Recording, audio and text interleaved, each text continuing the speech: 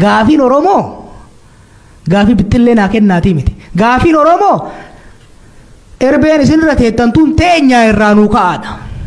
It is a structural question. Namicha san siree san irraa kaasuuf irraa darbuun dirqama irraan ka'u inni irraa naasiqii hin ta'u. Tokko sirna san diiguu ka barbaachisu. Sirni sun diigamuu qaba. Sirni mootummaa sanii humnaan diigamuu qaba. Dhufee itti haasa'ee Jawaar Prime Minister godhan haa jennu. Right?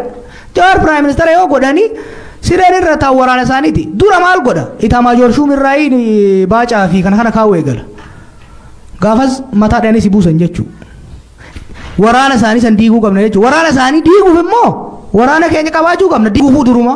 Eega diin immoo biitii takka mariin hin bultu humnaan bulti. Lafeesii barbaachisaa. Lafeen sun immoo qabaachuu qabna jechuudha dursinee. Kanaan deemuun hedduu barbaachisaadha.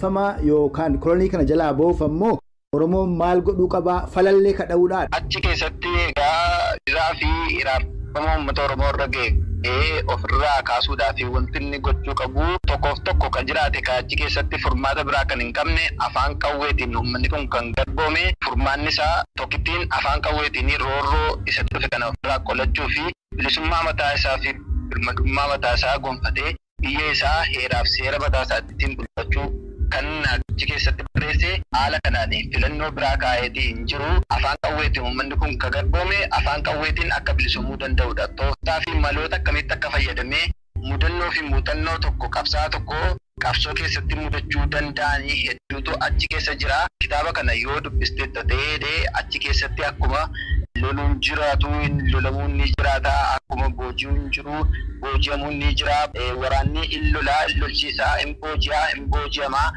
booji'amee immoo achumaa nafa osoo hin taane wareegamni illee jiraachuu malti wareegamni immoo qaxxisa qabsoo kana kakaraadhaaf osoo hin taane akkamittiin itti fufee qabsoon kun akka galma ga'u qabsoo kun immoo akkamittiin akka dhalootatti darbe dhaloonni immoo maal gochuu akka qabu hedduu achi keessatti barreessee jira kana fakkaata.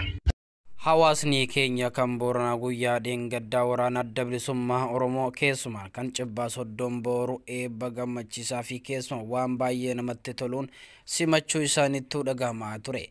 Haluma kanaan keessumaan hawaasni Booranaa magaalaa fi baadiyyaa osoo hin jedhin jaarsaa jaartiin tokko osoo nafin guyyaa dheengaddaa waraana adda bilisummaa Oromoo kan Cibbaa Soddon Booru jiddu galeessa gaayaa billotti dhaabbatutti hawaasni keenya xiqqaa guddaan osoo hafin waraana adda bilisummaa Oromoo simachuuf kan bahe daandii gubbatti waraanni adda bilisummaa Oromoo hoggaa sadi guutuuf nuuf jecha ajjeefamee nuuf jecha miidhamaas ture. Akkuma kanaan yeroo ammaa kana ammoo horraa riphee lolaa yookiin ammoo tuyyuu humna waraana adda bilisummaa Oromoo weerarra jechuun deeman keessumaan yoo humna poolisii addaatii fi naannoo Amaaraatti wal ta'uure yeroo ammaa kana duula nurratti hoggaa sadi guutuudhaaf banan waraana guyyaa 8 walirratti dhaabbatee waraanni adda bilisummaa Oromoo injifachuu isaa kan addeessee hawaasni Booranaa guyyaa kaleessaa keessumaan gammachuu isaanii dandii irratti ba'uun waraana adda bilisummaa Oromoo simachaa ooluu isaaniitu dhagahamaa ture.